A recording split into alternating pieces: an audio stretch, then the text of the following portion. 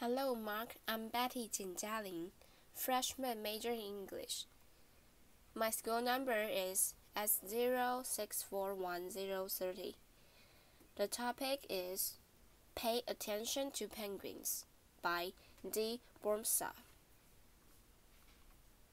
I want to talk about penguins today, but first, I want to start by saying that we need a new operating system for the oceans and for the earth.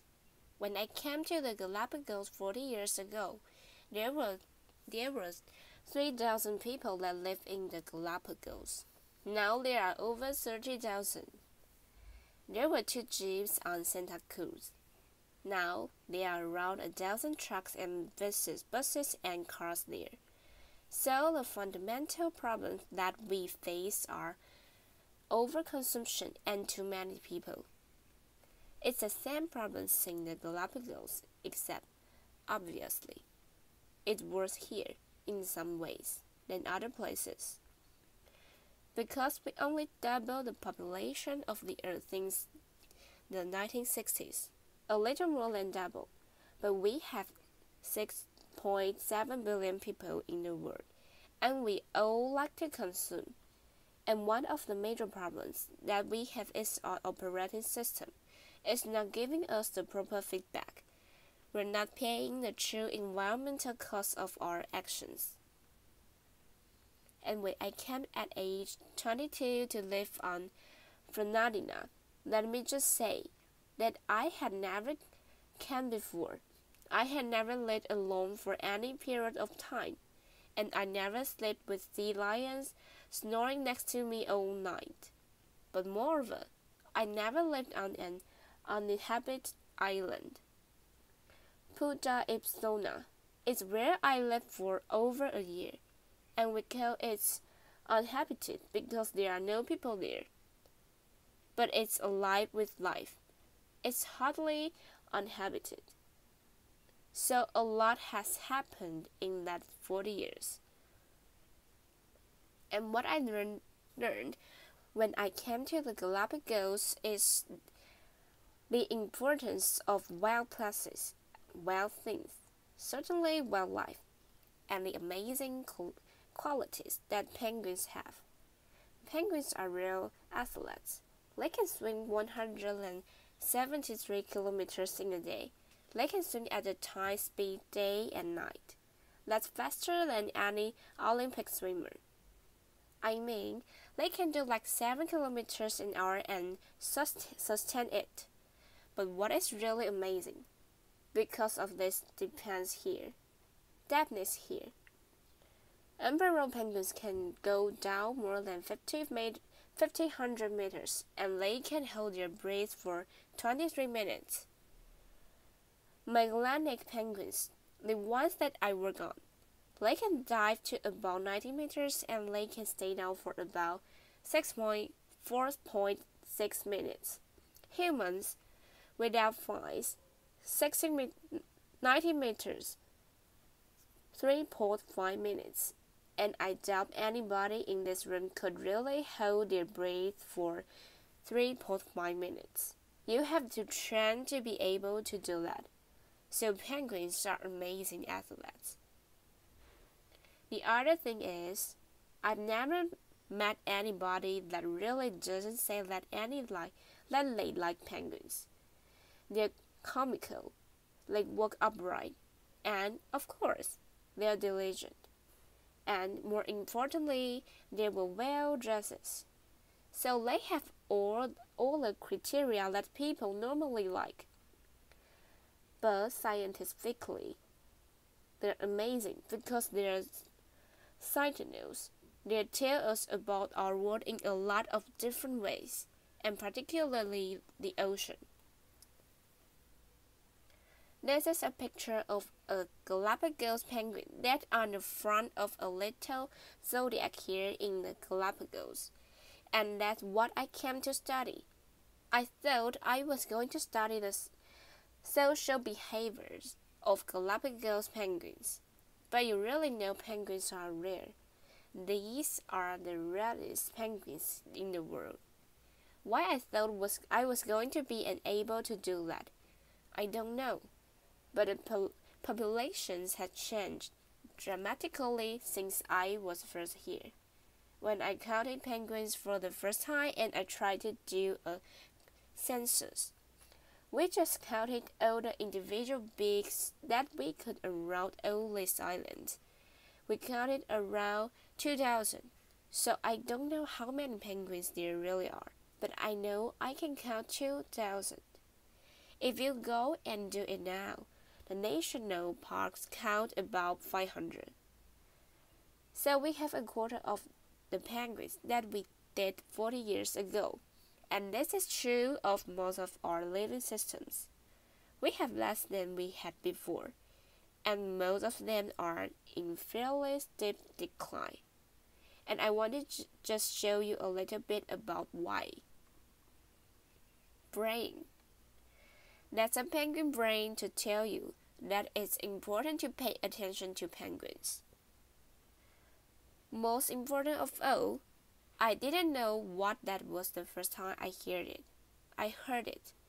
And you can imagine sleeping on Fernandina your first night there and you hear this lonesome, plaintive call. I fell in love with penguins, and it certainly has changed the rest of my life. What I found out I was studying is really a difference in how the Galapagos changes.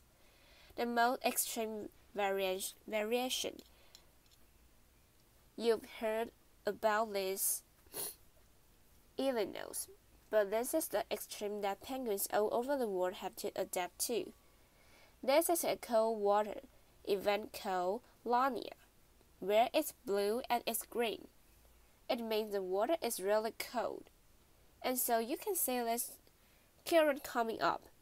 In this case, the Humboldt current that comes all the way out of the Galapagos Islands, and this deep undersea current, the Cromwell current, that upwell around the Galapagos, that brings all the nutrients. When this is cold in the Galapagos, it's rich, and there's plenty of food for everyone. When we have extreme Elio events, you see all this red, and you see no green out here around the Galapagos. That means that there's no upwelling, and there's basically no food. So it's a real disaster for not only for penguins and the sea lions and the marine iguanas. Things die when there's no food. But we didn't even know that affected the Galapagos when I went to study penguins. And you can imagine being on an island hoping you are going to see penguins, and you are in the middle of an El Nino event and there are no penguins. They are not breeding. They are not even around.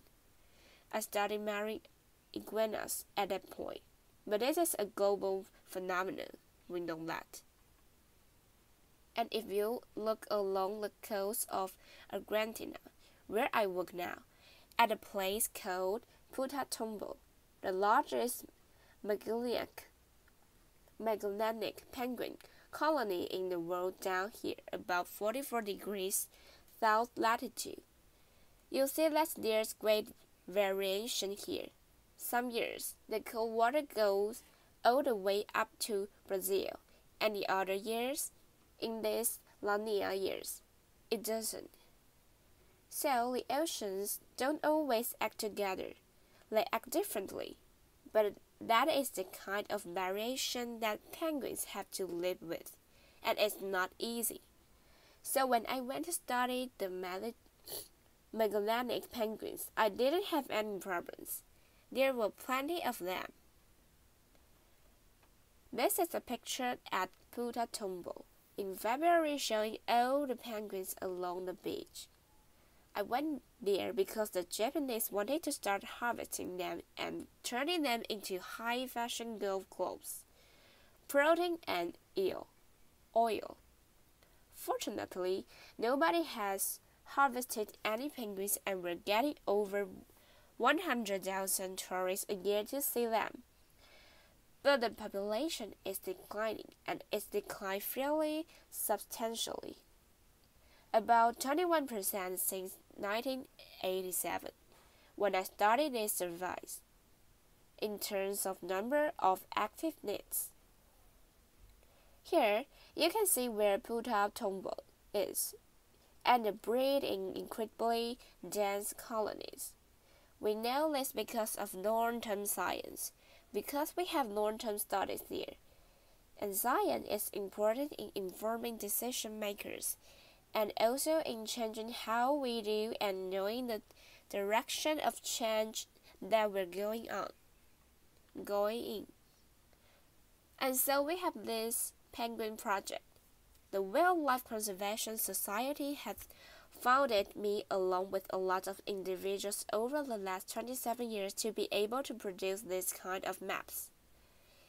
And also, we know that not only Galapagos penguins that are in trouble, but Magellanics and many other species of penguins. And so we have started a global penguin society to try to focus on the real plight of penguins. This is one of the plights of penguins. Oil pollution. Penguins don't like oil, and they don't like to swim through oil. The nice thing is, if you look down here in Agranthia, there's no surface oil pollution from this Comsotite map. But, in fact, when we went to Agranthia, penguins were often found totally covered in oil, so they were just minding their own business. They ended up swimming through ballast water that they had oil in it, because when tankers carried oil, they have to have ballast at some point. So when they're empty, they have the ballast water in there. When they come back, they actually dump this oily ballast water into the ocean. Why do they do that? Because it's cheaper. Because they don't pay the real environmental cost. We usually don't. And we want to start getting the accounting system right so we can pay the real cost. At first, the Argentine government said, "No, there's no way. You can't find oiled penguins in Argentina. We have laws, and we can't have illegal dumping. It's against the law." So we ended up spending 9 years convincing the government that there were lots of oiled penguins. In some years, like this year, we found more than 80% of older penguins died on the beach were covered in oil. These little blue dots are the fleeting widowless survey every March, which means that they're only in the environment from January until March. So maybe 3 months at the most that they could got covered in oil. And you can see, in some years of over 60% of the fleeting line were oiled. Eventually, the government listened and, amazingly, they changed their laws. They moved the tanker length 40 kilometers farther offshore, and people are not doing as much illegal dumping. So what we're seeing now is very few penguins are oiled. Why are there even less penguins oiled? Because we've solved the problem in Chabad province, which is like a state in Agrantia where put-up Tomba is. So that's about 1,000 kilometers of coastline. But we haven't solved the problem in northern Agrandia, Uruguay, and Brazil. So now I want to show you that penguins are affected. I'm just going to talk about 2 things. This is climate change. Now, this has really been a fun study because I put satellite text on the back of these Magellanic penguins. Try to convince donors to give you a couple $1,000 to glue a satellite tag on the back of penguins. But with doing this now for more than a decade to learn where they go, We thought we needed a marine protected area of about 30 kilometers, and then we put a satellite take on the back of a penguin. And what the penguin shows, and these are all little dots from where the penguins' positions were for penguins in incubation in 2003. And what you see is some of these individuals are going 800 kilometers away from their nests. So that means, as their mate is sitting on the nest incubating the eggs, the other one is out of there foraging, and the longer they have to stay gone, the worse condition the mate is in when the mate comes back. And of course, all of this then leads to a vicious cycle, and you can raise a lot of chicks. Here you see in 2003, these are all the dots of where the penguins are. They were raising a little over a half of a chick. Here you can see in 2006, they raised almost 3/4 of a chick per nest. And you can see that they're closer to Puta Tombo. They're not going as far away. This past year, in 2009, you can see that they're now raising about a fourth of a chick, and some of these individuals are going more than 900 kilometers away from their nests. So it's kind of like you have a job in Chicago, and then you get transferred to St. Louis, and your mate is not happy about this because you got paid airfare. Because you're gone longer. The same thing's true for penguins as well, and they're going about, on average now, 40 kilometers further than they did a decade ago. We need to be able to get information out to the general public, and so we started a publication with the Society for Conservation that we think presents cutting-edge science in a new, novel way, because we have reporters that are good writers that actually can distill the information and make it accessible to the general public. So if you are interested in cutting-edge science and smarter conservation, you should join with our 11 partners. Some of them here in this room, like the Natural Conservancy, and look at this magazine, because we need to get information out about conservation to the general public. Lastly, I want to let all of you probably have had some relationship at some time in your life with a dog, a cat, some sort of pet, and you recognize that those are individuals. And some of you consider them almost part of your family. If you had a relationship with a penguin, you see in the same sort of a way. They're amazing creatures that really change how you view the world because they're not that different from us. They're trying to make a living. They're trying to raise their offspring. They're trying to get on and survive in the world. This is Turbo the penguin. Turbo's never been fed. He met us and got his name because he started standing under my diesel truck, a turbo truck. So we named him Turbo. Turbo has taken to knocking on the door with his beak. We let him in and he comes in here.